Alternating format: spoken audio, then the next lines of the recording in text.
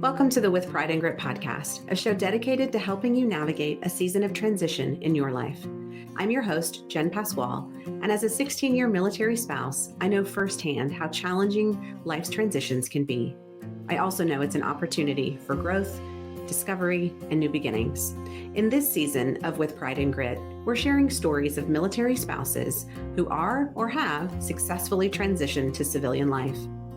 We'll also hear from experts who can offer valuable insights about transition resources available to support a spouse's journey. Whether you're just starting the transition process or already well on your way, this podcast is for you. We hope to provide you with the knowledge and inspiration to make the most of this new chapter in your life. Thanks for tuning in. Let's get started. All right, welcome back to another With Pride and Grit. And today we're going to be talking about transition stories. And we have Leslie Coffey, who's going to join us to tell us a little bit about her transition story as a spouse who is smack dab in the middle of everything that is hard and fun about getting ready to cross into civilian life. So Leslie, thank you for hanging out with us. And thank you for being willing to share a little bit about your story, because I know it is something you're in the middle of, and there's a lot of feelings at the moment. But I would love for you to just give us a quick introduction of where you guys are in your transition process and just a little snippet of your kind of military life. I love the introduction. And to be quite honest with you, I'm still waiting on the fun part, but that's okay. The fun is the after, right? That's when the fun's going to be. So my service member has been serving 29 years. And he'll be retiring at the 30-year mark. So he'll be retiring in 2024. We started his process in the fall of 2021, and we have touched it as far as transition in some shape, fashion, or form every day since the fall of 2021. We did purchase a home in 2022 to be our landing pad. And so we have been geographically separated so that I could set conditions for him and where he would be returned to. Unfortunately, I have 4 kids. My youngest is still with my spouse, finishing up middle school. I have number 3 in line with me, who started as a freshman with high school. They're 19 months apart. So that separation has been pretty challenging because we've never been without each other. And of course, not only is my youngest without brother, but he's also without mom. Loves dad, but dad is not mom. So, it's been really hard, but we're on the other end of it now. We've come through, 9 or 10 months or so of this. So we're wrapping it up, a couple more months to go. So we're definitely starting to see the light at the end of the tunnel, but it took a lot of research and a lot of moving pieces to get us where we are today. Well, and you mentioned too, like really big things, as if they're no big deal, but I know they are a big deal. So I would love for you to expand a little bit on 2 things you mentioned. One is the decision to do this last sort of period of time geographically separated.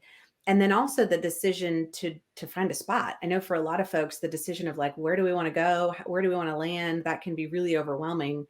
So I'd love if you could provide a little perspective on what that was like for you as a family, as a couple, for folks who are in that season right now. So it was completely overwhelming. So much pressure, and a lot of pressure to me because, of course, my spouse was like, you follow me all these years, you get to select. No pressure. What if I mess it up? Schools or community or whatever. What if I get it wrong? So there was that pressure. Wherever we went, we always just made it home. Even in Fairbanks, Alaska, to Mojave Desert, to like anywhere we went, we just made it home. So to actually have the freedom to choose was totally overwhelming. And paralyzing, to be honest with you. What made it a little bit even more challenging is that a few years back, we had always had it planned that we were not going to retire to a home. We were going to retire to an RV. And we were going to do road schooling, is what they call it. Instead of homeschooling, they call it road school. If we're studying, or we'd go visit those locations or whatever. And we've been prepping for that, a lot of research and everything. But fast forward, my 15-year-old freshman is already 6'3", and it doesn't necessarily fit in the RV lifestyle. And he's really into basketball. He really hopes to achieve, to be offered. So we then pivoted and decided to select an actual home. And then once they're out of the house, then we can, but that's the whole reason I started working remotely, was to have a position that would go with me as we tour the country. In the RV. So, but it will still be there. Yeah.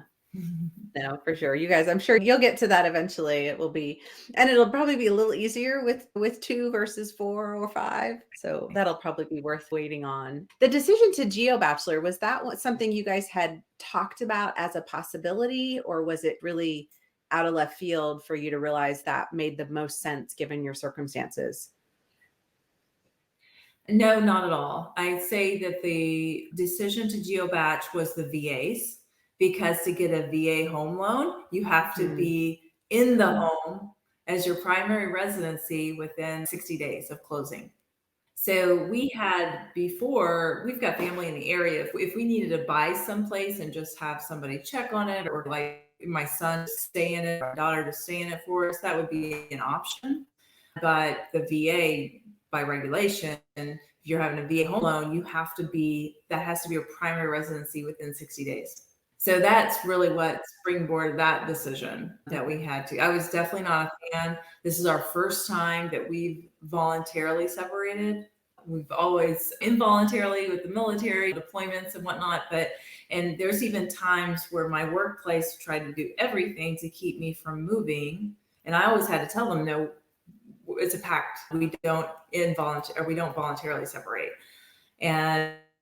But in this situation, this was our first time that we made the decision and we voluntarily separated. But it was to make sure that he would be able to provide future employers like a place, and also schools, just for us to know where we're going to be landing. And you mentioned like your freshmen being able to start high school and finish in that same high school. I imagine that was I know for us that was a factor. So I'm imagining for you guys as well, that was on the list of pros when you're looking at kind of the pros and cons of making that call. Right. Yes. Because my freshman would have started in New York versus and also with basketball, the current basketball team, I want them to grow and gel together over those 4 years. But my 2 bigs each had 3 high schools each. If we could spare the kids from having that experience, the youngers, then we prefer that. Yeah, no, of course. It's funny. I've heard a couple of families talk about how they have one kid who went to lots of high schools, and then the younger kid ended up in 1 or 2, and there's like almost competition. They're like, you don't get to do that. I had to do 4. You have to do 4. As you're approaching transition, their experiences, each kid's experience is different with the transition, because they're going to have stability that their brothers didn't have. So I think that's always interesting to see how that plays out within their own dynamics. I would love for you, if you're willing, to talk a little bit about, I know certainly being separated, I'm sure has been a challenge, and setting up a home base, I'm sure has had its challenges. But when you think about just the transition itself, what are some of the surprises that you have come up against as far as the transition for your husband, for you as a couple? Like, I would just love to know if you're willing to share some of those things that you're like, man, I wish I'd realized that was going to be as hard as it is. So I would say healthcare is interesting. Finding what you call, I've just always went on the installation at the hospital. Like, did you just go there? When you're not close to a military installation, it takes a lot of research. So actually what we ended up having to do is, I am actually on TRICARE Select, and my son was able to stay prime. But figuring out as far as providers and what's available, and then also there's cost involved, what makes the most sense cost wise and distance wise and things like that. So that's been, and then we keep taking pharmacies out of the network. So luckily we still have CVS as a pharmacy. They took away Walmart, they've taken away Kroger. I'm like, there's not, it's limiting our options. That is interesting. It's also been interesting with my son integrating into a school that's not military connected at all. Mm. Not knowing, not understanding his background. We're in a rural area, so they have very country accents, and he does not. So he's kind of like in that way. It's pretty funny.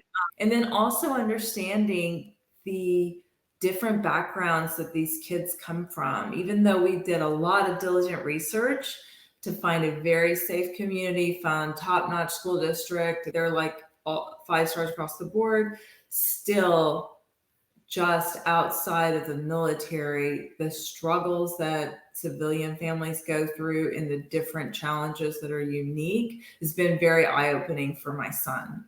Anything from parents are addicts, a lot of poverty, things that he's not been exposed to in the military. So it's given him a whole new perspective. Honestly, it's really changed how he views us as parents. He has a lot more respect for us as parents, appreciates the boundaries because he sees that it's love, appreciates the strictness, if you will, because he knows that we're trying to set him up on to make sure he's able to achieve his goals, where he's seeing this kid is choosing that's not going to help me get to my goal. And so instead of being out on a Friday night, I'm at the gym or something like that. Like he's making sure to make choices.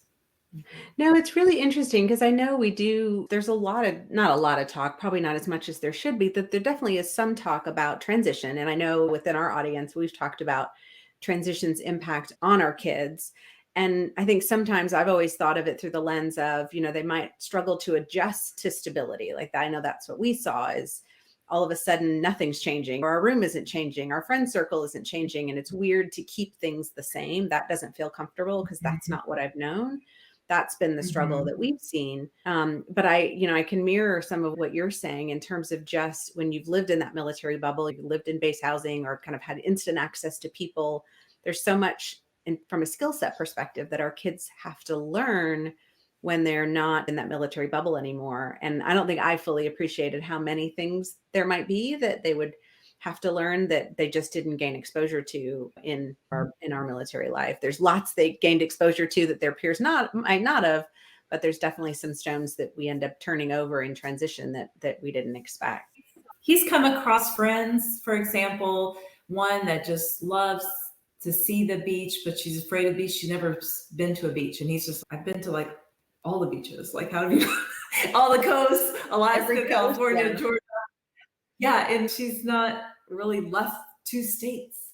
And for him, it's just mind blowing. So to understand and now actually appreciate opportunities of being a military kid and getting to see things that maybe you may not have if you were not a military kid. So it's been quite interesting to see his evolution over the past year.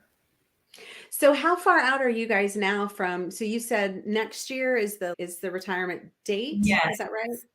Yes. Okay. So we're 10 months out. 10 months out. Now you mentioned in the beginning. Oh, go ahead. Sorry. Oh, my service member comes out of position at the end of this month. And then he will come home in 2 months and they'll have some leave. And then he will start a SkillBridge in the fall. And then after SkillBridge, he will have terminal leave.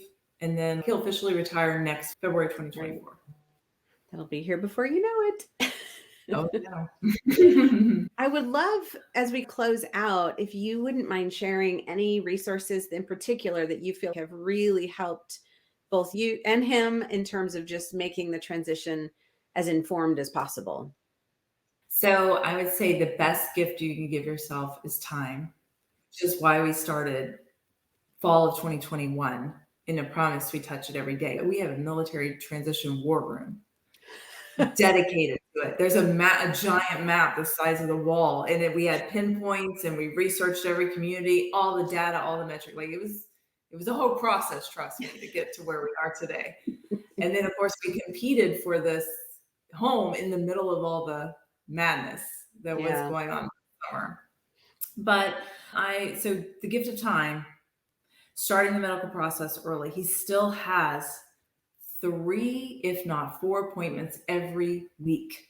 And he started his medical January of 2022, and he That just still blows has my mind. that multiple trips to Bethesda for Walter Reed. Like he still has, as a matter of fact, I got a call today from the hospital. I'm like, call him for his appointments. And it's still 3, sometimes 4 times a week. So to Wow. not be so overwhelmed with the medical part, start that early so that you can break it down into pieces. No, My that's good. my spouse's PCM actually broke his part down into body parts. We're going to work on this to this for the next 3 months. We're going to work on this for 3 months. We're going to work on the knees and below, whatever. That's how they went about it, because there's so many specialists for each thing that you have to go to. Yeah. No, that's a great strategy, really. Yeah. And then career path wise, LinkedIn. And that's how you get it. You have to grow your network outside the military. And you have to, now these days, everybody's laying off. Yeah. In my company, we have 125 corporate partners, and we know what their hiring is. We know if they're freezing, laying off, cutting back. We're in communication with them every day. The need for an internal referral it's normally the 80th%, it's going to be more. Okay. You're going to need somebody on the inside to put their stamp of approval and willing to put their name out for you. And the only way you're going to do that is through networking. And it's not going to happen with people behind the gates. Like they have their job. How to get out there and network with people outside the gates and expand your network in the industry and in the place you're looking to go. And that's a great reason too to give yourself the gift of time. So you have time to build those connections in that network. No, that's Yes, the network is relationships. It takes a lot of time to gain that trust in order for somebody. They're just not going to randomly, if they connect with you, still put their name. They're putting their brand on the line. They don't know you from Adam, so they got to get to know you before they're willing to put their name on the line for you. No, that's good advice, Leslie. I appreciate you sharing the inside of what that experience has been like for you all, because everyone's a little different and no transition looks exactly the same. And so I think the more stories we hear, the more we can take a little bit of this and a little bit of that and be able to pull something together that works for us and for our family. So thank you for sharing. Well, I would just say, if you're a ball of emotions and a total wreck, you're normal. You got a pulse, you're human. That is a sign of it's on the right path. Oh, you should feel all the things, because it is, give yourself grace. It is a journey. Transition is not an event. It's not a one thing in, one moment in time. It is a process. It is a journey. So give yourself grace, allow yourself to feel, communicate, get a tribe of people, which is exactly what you're building. Get a tribe of people that are going through this process, and just know, is isolating as it feels sometimes. And trust me, I know not a soul in my community. You're not alone. Yeah. And I think there's more and more every day. I feel like there's a little bit more support, a little bit more community that you can reach back to, even as a veteran spouse. I know for a long time, veteran spouses often feel like they fall off a cliff when they, when you transition and there just isn't anything. And I think we're starting to see more and more opportunities for veteran spouses to connect with each other. And I think that will just help that isolation be a little bit less and things feel maybe not quite so heavy. We've got phenomenal advocates like you out there creating this space for us. And then we've got, obnoxious cheerleaders like me that won't be quiet and to know and bring attention to it together. And that's what we do. We work to make it better for those coming up behind us. It is kind of our superpower. We're always working to improve, and so the others don't have to have it as hard as we did. No. But I just so appreciate the movement you've got going here. It's just exciting and it's needed. So thanks for addressing the gap. No, absolutely. And thanks for spending some time with us and telling us a little bit about what you've been through. We appreciate it very much. That's it for today. Thank you so much for joining us for another episode of the With Pride and Grit podcast. We're so grateful to our guests for sharing their stories and expertise with us, and we're grateful to you, our listeners, for tuning in. Please remember to subscribe to the podcast so you don't miss any future episodes. And we always appreciate you sharing us with a friend or leaving a kind review. If you have any questions or suggestions for future episodes, please don't hesitate to reach out to us. You can find us on social media under @PrideandGrit or on our website, prideandgrit.com. Until next time, please remember you're not alone on this journey, and it is our privilege to walk alongside you.